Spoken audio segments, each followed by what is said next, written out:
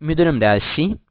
മകയിരം നക്ഷത്രത്തിന്റെ അവസാന പകുതിയും തിരുവാതിരയും പുണർദം നക്ഷത്രത്തിന്റെ ആദ്യ മുക്കാൽ ഭാഗവും ഉൾച്ചേർന്നിരിക്കുന്നതായ മിഥുനം രാശിക്കാർക്ക് 2015 ജൂലൈ മാസം 14 തീയതി വരെ വ്യാഴം 2ാം ഭാവത്തിലും അതിനുമേൽ 3ലും ശനി 6ലും രാഹുകേതുക്കൾ 4ലും 10ലും ആകുന്നു.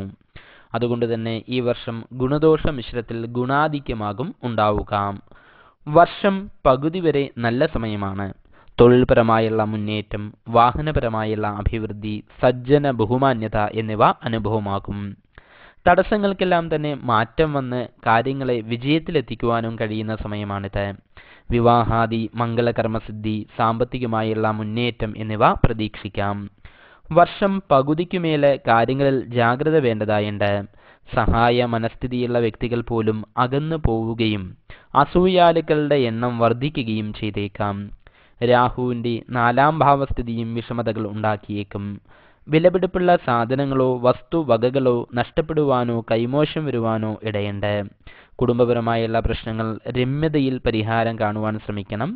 അപരിചിതരായ വ്യക്തികളിൽ നിന്നും അപായ സാധ്യതയുള്ളതിനാൽ തന്നെ കരുതലോടുകൂടി പെരുമാറുവാൻ ശ്രമിക്കണം. മത്സര പരീക്ഷകളിലും വിജയം നേടുവാൻ സാധിക്കും. വിദ്യാർത്ഥികൾക്കും ഉദ്യോഗാർത്ഥികൾക്കും അനുകൂലമായിരിക്കുന്ന സമയമാണ്. ദോഷപരിഹാരാർത്ഥമായി ജന്മനക്ഷത്രം തോറും വിഷ്ണു ക്ഷേത്രത്തിൽ ചെന്ന് പുരുഷ സൂക്ത പുഷ്പാഞ്ജലി, പാൽപായസം എന്നീ വഴിപാടുകൾ നടത്തി പ്രാർത്ഥിക്കുക. വിഷ്ണു പ്രീതികരങ്ങളായിരിക്കുന്ന മന്ത്രങ്ങളും സ്തോത്രങ്ങളും പതിവായി ജപിക്കുന്നതും ഗുണം ചെയ്യും.